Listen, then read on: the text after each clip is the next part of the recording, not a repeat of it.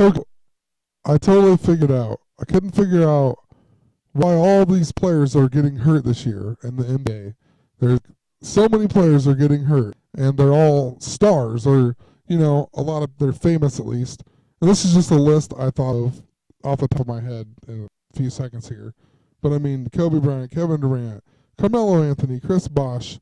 You know, anyway, the reason that they're not playing, I guarantee you, it's because of the Space Jam theme.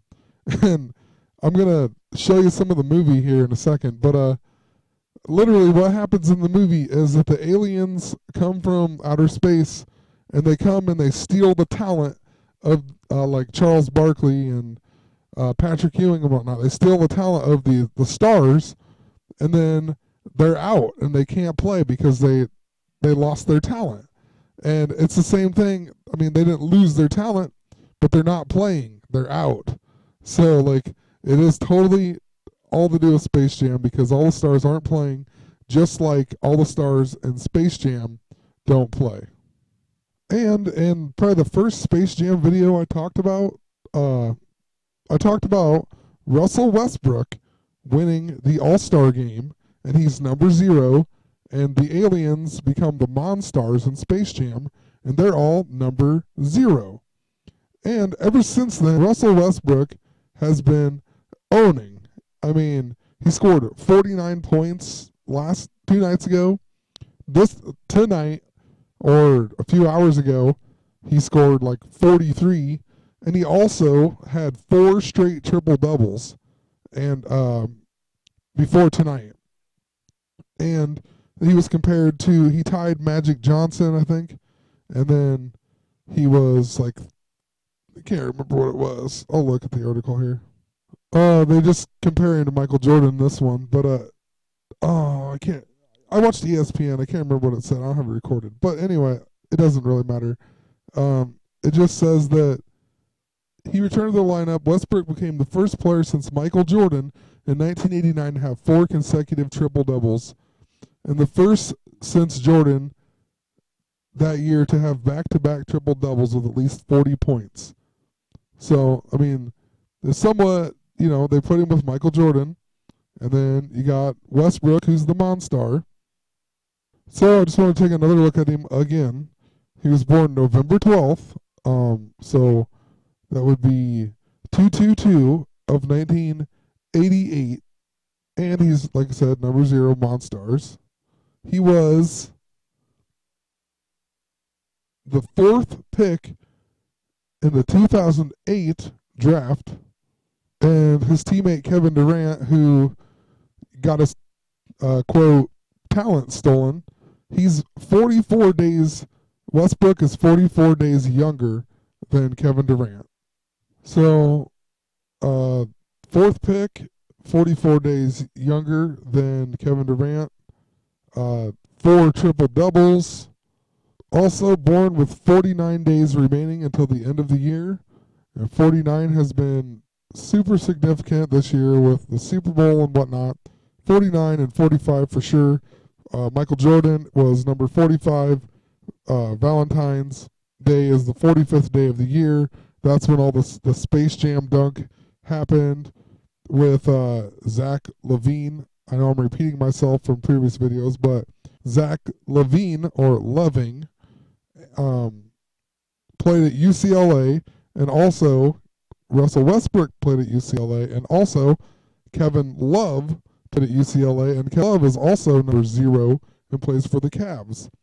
And on Valentine's Day, the best player in the game for UCLA was Kevin Looney. I mean, come on. So this movie definitely has references to Valentine's Day and also Lupercalia, which is over Valentine's Day. But anyway, the movie starts off in 1973. And Michael Jordan's number in baseball was actually 45. So, like I said, 45th day of the year is Valentine's Day. And then when he came back later, he was 45 for 22 games, and on the 23rd game, he went back to number 23. So in the movie, he was number 45 for the, and it was in real life too, for the Birmingham Barons, BB 88. Anyway, it says his professional debut was April 8th, 1994. April 8th is the 98th day of the year, and then 1994 is 94, so the mirror is 49, and 98, I'm talking April 8th is the 98th day of the year, and 98 is 49 plus 49, and then 1994 is just the mirror of 49. And the year that Michael Jordan returned to the NBA after his first retirement was the 1994-95 season, and it was the 49th season. And then, I mean, this really is irrelevant to the whole movie.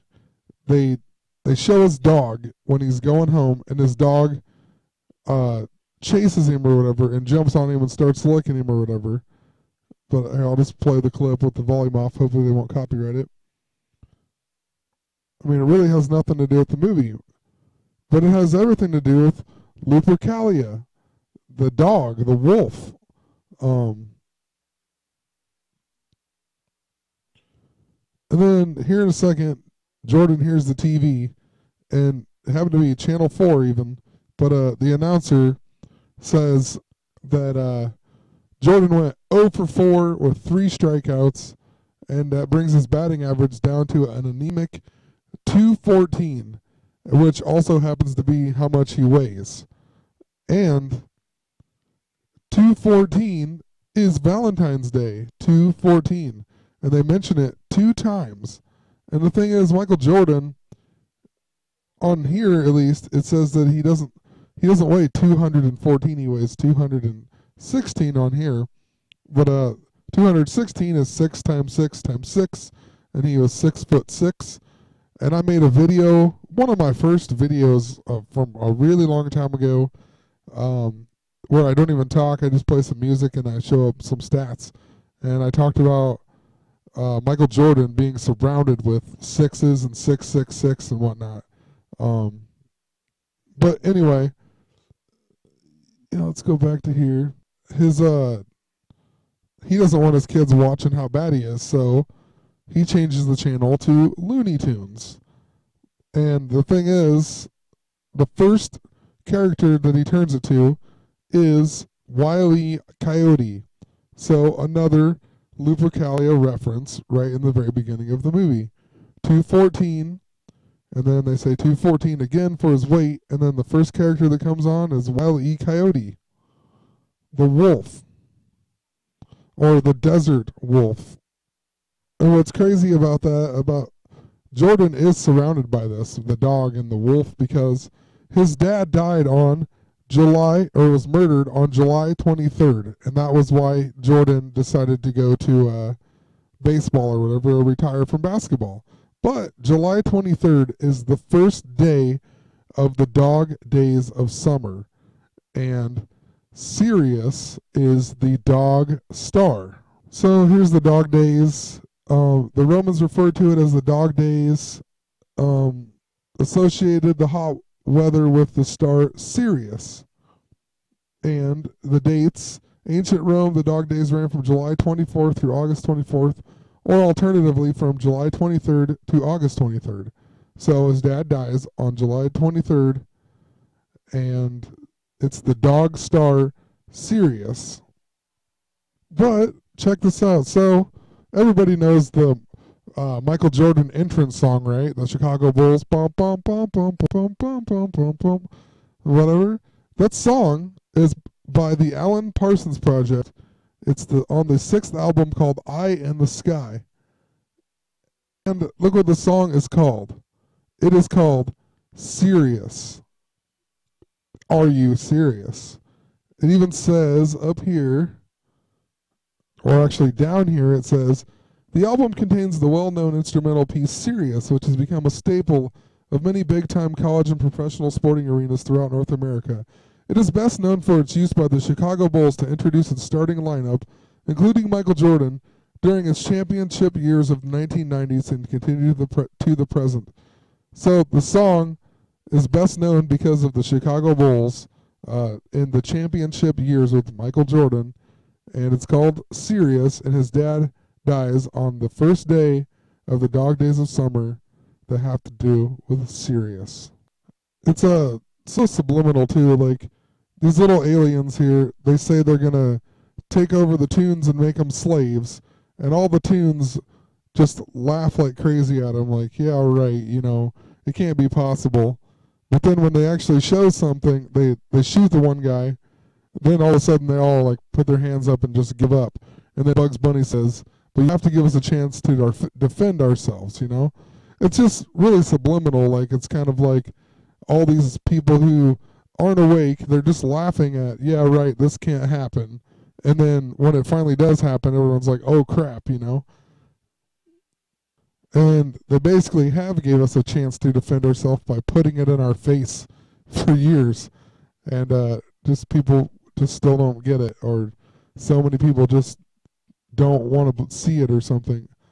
Whatever. And then right here, Porky Pig asks if he can get Jordan's autograph, but he can't say autograph, so he says John Hancock. And interesting to me is that he was born on the 23rd day of the year in 1737.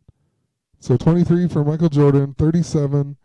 And then he died on October 8th, 8/8. And then Daffy Duck checks him and stamps his head and says A-OK on it. A-OK is 1/15/11, which is 27. And 27 years ago was 1988. So that makes sense for 2015. Also, A-OK, the A-OK hand signal is actually a 666. And then Michael gets sucked down the hole on the golf course after he gets a hole in one, and he goes to Toonland. And then Bill Murray and Larry Bird were golfing with him, and they're going back to the cart. And Bill Murray, of course, says, Larry, we've been emotionally traumatized, so I think we're both going to have to take a 2 on this hole. So it's just another Bill Murray 22 reference. He's also 22 when he comes and plays basketball in this movie. But you got to go back and watch my other videos, and it'll make more sense about Space Jam and the Bill Murray and 22s. And then right here, watch when they're cleaning up the gym here. Watch what Taz does to the clock. So he changes the time. And when he changes it, it literally goes to 10 and 4 or 4:50 or whatever. So it's a 10-4, October 4th, 88 days, blah, blah, blah. I'm not even going to go into it, but weird that he jumps up and actually changes the clock. This is just seconds later, and then the clock's different again. The clock changes so many times, but it does patterns. It does 10 and 4, and then it goes to this where it looks like it's 449, and 449 is the 87th prime number, and then, like I said, 10 and 4 is the 88 reference. But it kind of makes sense because the World Trade Center was built in 1973, and then 87 was the halfway point to 2001. So, and then, which is 14-year increments. So it's 14 to 87, then 14 to 2001, and then 14 to 2015. And then all the players that get their talent stolen, they go see like a psychiatrist and the doctors and everything. But in the background, they have the Scream. And the guy who painted that died on the 23rd day of the year in 1944. And at 37:55 in the movie, Muggsy Bug says that they're fine. It's some psychosomatic deal, or it's something to do with the alignment of the moon and the planets, or something to do with the alignment of the moon and the position of the planets. He says something like that. But 37:55 is the date that Jesus was conceived on the Hebrew calendar. So just kind of interesting that he would say it right there. And then right after that, Barkley says, he's in church and he says, I'll never go out with Madonna again. And they probably want you to think that he's referring to the singer, but I mean, with a 37:55, and then right after that, he says, "I'll never go out with Madonna again." It makes me really wonder if they're actually doing like a Mary Magdalene thing there. I don't know really for sure, but it just seems kind of weird that he would say that right after the 37:55, talking about the moon aligning with the planets or whatever. And the clock's back on the 88 reference score. And it's not very many times they show the score of the game, but they do show it when the Toon Squad scores 45 points. And I'm not sure. It's 66-45. I know earlier the dog is Charles, and Charles adds up to 66. But 45, why would they show it on 45 with 6:45 to go? And 6 plus 4 plus 5 is 15. And it's in the third period, so that would be 15 and 3, which is 45 again. So I guess, sort of in a roundabout way, you could have literally 45 and 45 and then 6, 6. That's what the 6 is for, I guess, maybe. Who knows? That's a stretch, but just throwing it in there because that's kind of weird that it's 6, that adds up to 15, and then the third period, so that would be 45, and then they just scored 45, and it's weird that they showed it to begin with. Okay, so anyway, Wayne Knight here, he finally gets to go into the game, and he gets squished down, and then they blow him up or whatever, but it's Wayne Knight, so now it makes me think of Batman, Bruce Wayne, and then the Dark Knight, but anyway, well, if you can see it here, the score, it shows is 77-67, and it actually shows there's 10 seconds left if I can pause it at the right time. But it's really weird. So 77-67. Now just keep watching. No, they don't keep playing. No time goes off the clock at all.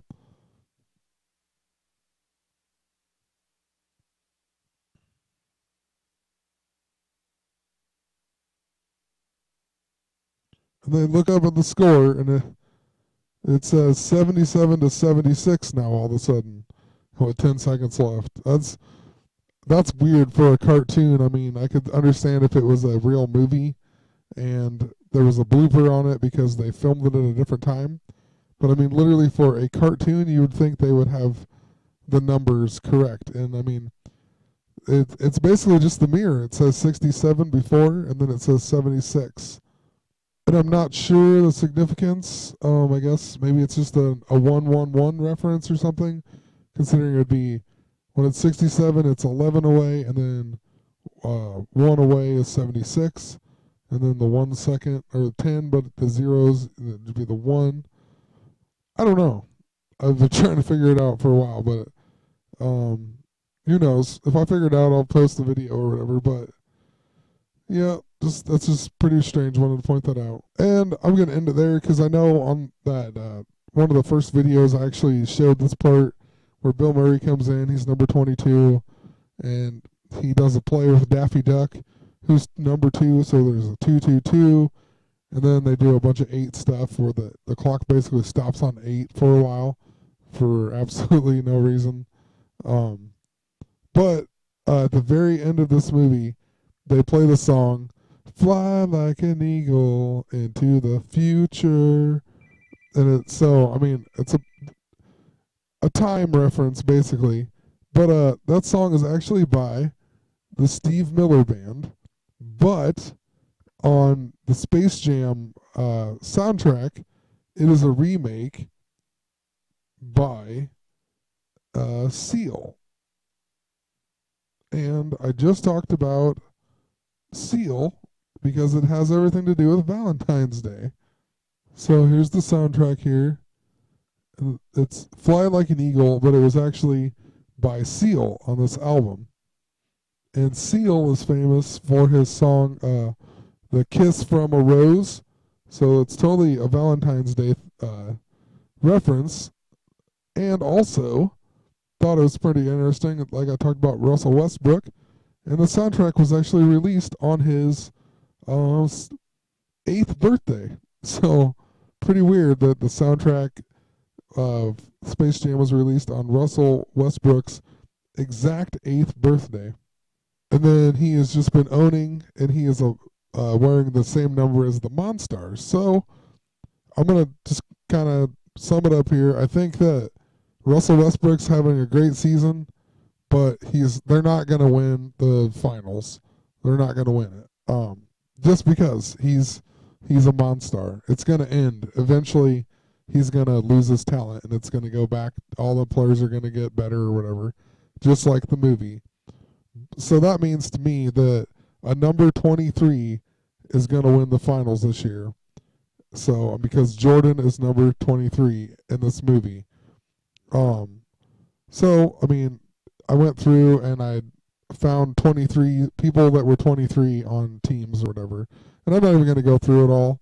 Maybe I'll make another video and do it. But basically, there was only 3 teams in the East. It was Toronto, the Cavaliers, and I can't even remember the other one, the Sixers. So they're definitely not going to win it.